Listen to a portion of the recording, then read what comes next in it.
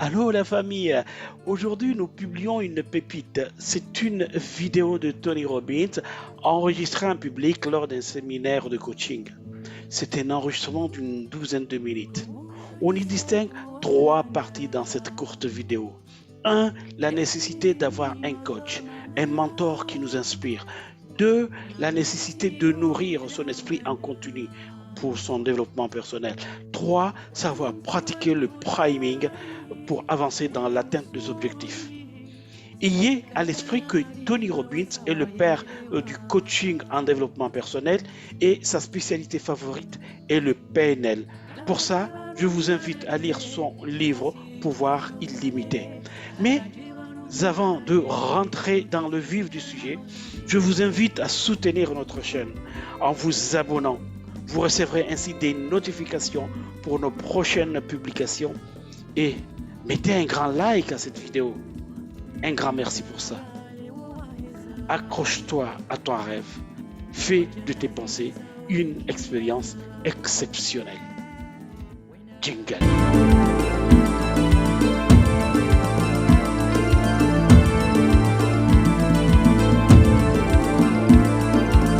Marcalematu, Marcalematu, Marcalematu, Marcalematu, Marcalematu, Marcalematu, Marcalematu, Marcalematu, Marcalematu, Marcalematu, Marcalematu,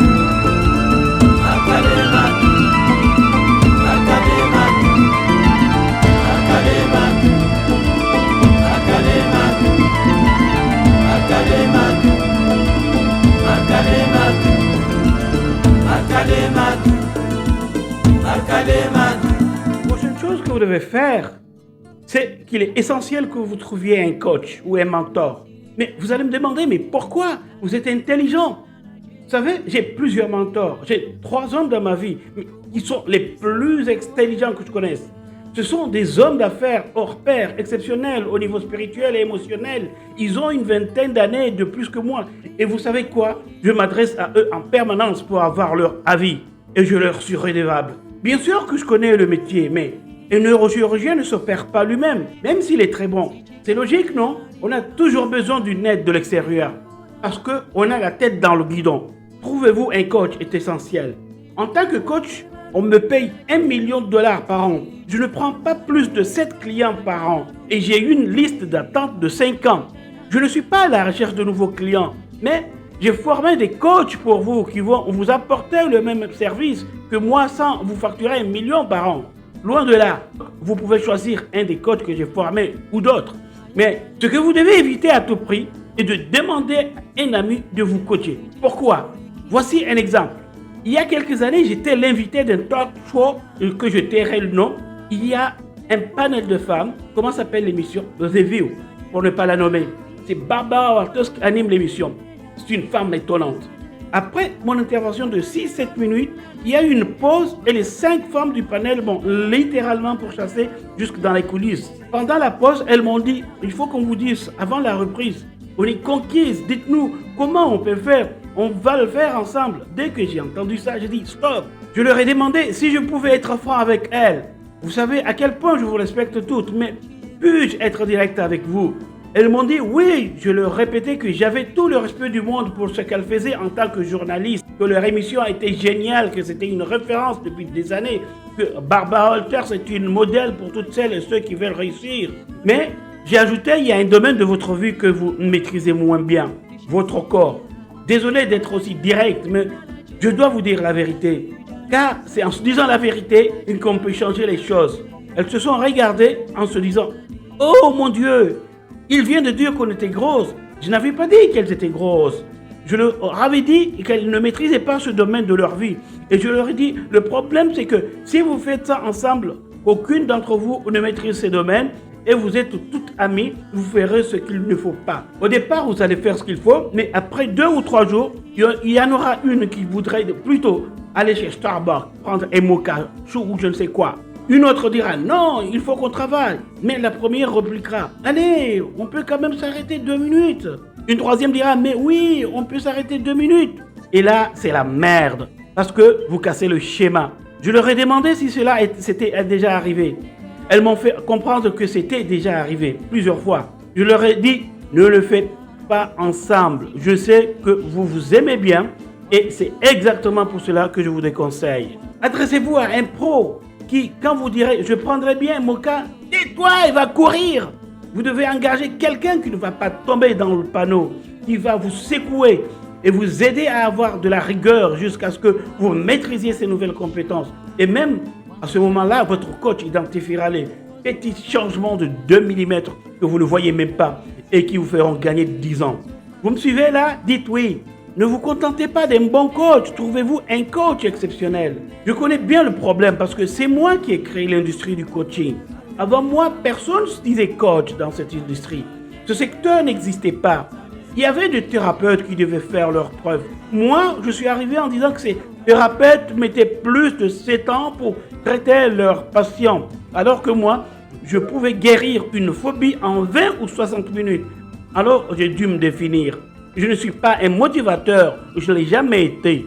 Vous savez, je ne suis pas un gourou. Mais alors, qui suis-je? Quand je fais du sport, certains de mes coachs m'influencent plus que d'autres, alors que certains ne sont pas aussi bons que moi. Mais moi, je suis à l'intérieur du jeu, enfui dans la forêt, mais eux ont une vue de l'extérieur. Ils peuvent m'envoyer des signaux. Ils font attention à moi. Voilà ce que je suis. Je suis un coach, même si je ne suis pas un coach sportif.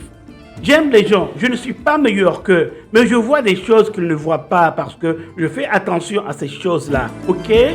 Pendant des années, j'étais tout seul. Je me souviens un jour, je venais de commencer à coacher Bill Clinton. Et en passant, Hillary me dit, vous ne faites pas de coaching, vous n'êtes pas coach. Le coaching, c'est dans le sport. Vous ne coachez pas de sportifs, vous. En fait, si, je coachais des sportifs, mais pas dans ce sens-là. Je me suis expliqué. J'étais à 2 doigts de changer d'avis. Mais 6 mois après, tout le monde se disait coach. Des thérapeutes se sont dit coach. Des conseillers financiers se sont dit coach. N'importe qui se propulse coach. Et je commence à détester ce mot parce qu'il n'y a pas de standard. N'importe quel gugus peut se dire coach. Ils suivent des cours pendant 2 jours. Un idiot leur balance 3 outils. Ils n'ont jamais eu de résultats dans leur vie et ils se disent coach. J'ai le sentiment d'avoir créé une industrie de bâtards. Mais comme dans tous les domaines, il y a des bons et des mauvais. Trouvez-vous un coach qui sera exceptionnel. Ne choisissez pas quelqu'un parce que vous l'aimez bien. Vous devez engager quelqu'un qui a les aptitudes pour vous aider. Vous voyez ce que je veux dire? Dites oui. Pourquoi un coach? Pour mesurer vos progrès 2 fois, voire 3 fois par mois. Il est essentiel de mesurer ce que vous faites car on peut gérer ce que l'on peut mesurer. Le coaching va vous faciliter la vie. Vous serez très pris par vos enfants, votre famille, votre travail. Vous risquez d'être vite débordé. Il vous faut quelqu'un qui vous aide à garder le cap pour obtenir ce que vous voulez dans la vie. Qui me suit? Dites oui. En plus, ce n'est pas forcément cher. N'allez pas voir ceux qui demandent trop, mais engagez un coach qui est vraiment très bon. Et maintenant, une autre priorité essentielle dont j'aimerais parler avec vous aujourd'hui. Vous avez besoin d'un entraînement quotidien, une pratique quotidienne qui vous aidera à être régulièrement dans le meilleur état possible. Cette pratique compte 2 parties. Il faut d'abord nourrir votre esprit au quotidien pendant au moins 30 minutes. Que faut-il comprendre par nourrir son esprit? Mon professeur Jim Rohn disait toujours, tu peux louper un repas, mais ne loupe pas 30 minutes de lecture. Il ne s'agit pas d'aller sur Internet, les réseaux sociaux, Twitter. Il s'agit de lire un vrai livre qui va vous faire évoluer spirituellement, mentalement, émotionnellement et financièrement. Un texte qui va vous aider à réfléchir, à mettre sur pied une bonne stratégie, pas un truc à l'eau de rose qui ne vous prendra que 5 minutes et qui va vous ramollir le cerveau, mais bien quelque chose qui va vous aider à avoir des résultats. Parce que nos vies sont les résultats de ce que nous y mettons. Mettez-y de la merde et vous produirez de la merde. Donc, lisez tous les jours, ne l'oubliez pas. Quand j'étais petit, j'écoutais des livres audio. L'avantage des livres audio, c'est qu'ils ne nécessitent pas de temps supplémentaire. C'est du net. Le problème, c'est de trouver du temps pour lire. Alors que pour écouter un livre, il ne faut pas du temps supplémentaire. Vous pouvez écouter un livre pendant que vous rangez, que vous faites de l'exercice, une balade dans la voiture pour aller à l'université. Vous devez nourrir votre esprit, sinon vous allez laisser pousser les mauvaises herbes. Les mauvaises herbes, ça vient tout seul. Vous devez vous cultiver pour les empêcher de pousser. Donc, un minimum de 30 minutes par jour pour lire un livre ou l'écouter. Quelque chose qui va vous aider à grandir, à nourrir votre esprit et à prendre de l'élan. Donc, ne vous arrêtez pas dès le premier éclat. Profitez de cette énergie pour prendre votre envol et profiter de la dynamique. Et pour terminer, voici encore un élément crucial. C'est la question la plus bête qu'on me pose sans arrêt dans les médias depuis plus de 40 ans. Et vous n'avez jamais de mauvaise journée? Vous ne vous fâchez jamais? Toutes ces choses ne vous arrivent jamais? Bien sûr que si, mais ça ne dure jamais. Je me suis entraîné pour développer mes muscles émotionnels comme un sportif s'entraîne pour développer ses muscles. En réalité, je crois que nos muscles émotionnels et spirituels sont les plus importants. Le courage, s'il n'est pas utilisé, grandit-il ou s'amoindrit-il? Lequel? La foi, si elle n'est pas utilisée, elle augmente ou elle diminue? La patience, si elle n'est pas exprimée, elle grandit ou diminue? Ce sont les muscles mentaux, émotionnels et spirituels qui vont nous aider à changer de vie. Si nous le faisons mieux fonctionner, nous vivrons mieux. Pour cela, j'utilise un processus que j'appelle le priming. Je veux vraiment que vous le compreniez, car c'est très simple. Ça vous est déjà arrivé de voir ou d'entendre quelqu'un faire quelque chose en vous demandant c'est quoi son problème? Ça vous est déjà arrivé de faire quelque chose vous-même en vous disant qu'est-ce que je fais? Souvent, nous pensons à nos propres pensées, mais ce n'est pas le cas. Nous sommes entraînés par notre environnement à penser certaines choses sans en être conscients. Il y a des processus inconscients et simplistes suggérés par les publicités par exemple. Mais les processus les plus forts sont ceux qui interviennent dans notre quotidien. Donc, je vais vous donner 2 ou 3 exemples pour que vous compreniez bien la force du priming. Et je vous montrerai ensuite comment vous pouvez l'utiliser consciemment, cette force,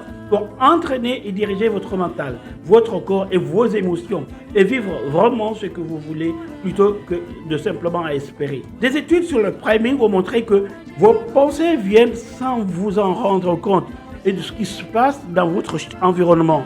Je vous donne l'exemple d'une étude. On a demandé à 2 acteurs de s'adresser chacun à une centaine de personnes en disant et en faisant la même chose avec chaque personne. Ils se sont adressés à toutes ces personnes en ayant la même expression sur le visage et en disant « Excusez-moi, pouvez-vous me tenir 2 secondes ce café pour que je prenne mon téléphone et faire un petit truc ?» En plus, ils faisaient un truc sur leur téléphone rapidement, disaient merci beaucoup et récupéraient le café. À chaque fois, de la même manière avec 200 personnes, 100 personnes par acteur. Mais à 50 d'entre elles, l'acteur tendait un café chaud et aux 50 autres, un café froid. Écoutez ça, c'est incroyable.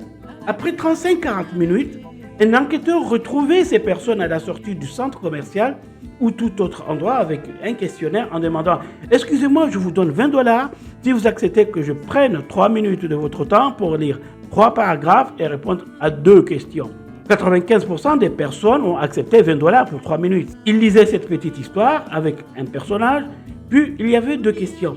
Quelle est la première émotion qui vous vient à l'esprit concernant ce personnage? Et quelle est la seconde? C'était ça la question. Les personnes qui avaient tenu en main un café chaud, dans 80% des cas, 81% pour être exact, ont répondu « Le personnage est généreux et chaleureux ». Et parfois, il ajoutait « aimable », mais généreux et chaleureux y étaient à chaque fois. Les personnes qui avaient eu le même contact avec les acteurs une demi-heure avant et qui avaient tenu en main un café froid, dans 80% des cas, 80% ont répondu « Le personnage est froid et indifférent ». La seule différence est qu'une bonne demi-heure auparavant, quelqu'un leur avait demandé de tenir un café chaud ou froid. C'est dingue, non? Je vous donne un autre exemple. Vous savez, en Amérique, vous êtes plus de 70 nationalités dans la salle. Mais en Amérique, l'idée est très répandue que les ressortissants asiatiques sont meilleurs en sciences et en mathématiques. Mais en Asie, l'approche des sciences et des mathématiques est différente. Quand les Asiatiques arrivent en Amérique, ils travaillent dur et donc nous pensons qu'ils sont meilleurs que nous. Dans notre culture, dans le passé, on a souvent pensé que les garçons étaient meilleurs en sciences et en maths, plus que les filles, parce que ce n'était pas leur truc. Il n'y a aucune vérité là derrière. C'est juste un ancrage culturel auquel les gens ont l'habitude de croire. Voici ce qui est intéressant. On a pris l'épreuve de maths de l'équivalent du bac aux États-Unis et on l'a fait penser à un groupe d'étudiants à Harvard. Et en changeant simplement la première question de l'épreuve. Sur la moitié des copies, la question était « Quel est votre sexe ?» Et sur l'autre moitié, Quelle est votre nationalité, votre origine? Les étudiants qui ont dû répondre à la question sur leur sexe ont fait des scores de 11% inférieurs. Et les étudiants à qui on avait demandé l'origine ethnique ont fait des scores de 11% supérieurs, soit une différence de 22%, simplement parce que la première question n'était pas la même. Voilà ce que c'est la force du priming. Donc, mon message est très simple. Si vous voulez atteindre les résultats dont vous rêvez et que vous voulez et que vous méritez, vous devez amorcer ce succès. Vous entraînez à amorcer la pompe du courage plutôt que de n'être que dans l'espérance que ça arrive un jour grâce à des déclencheurs externes. Est-ce que ça a du sens pour vous?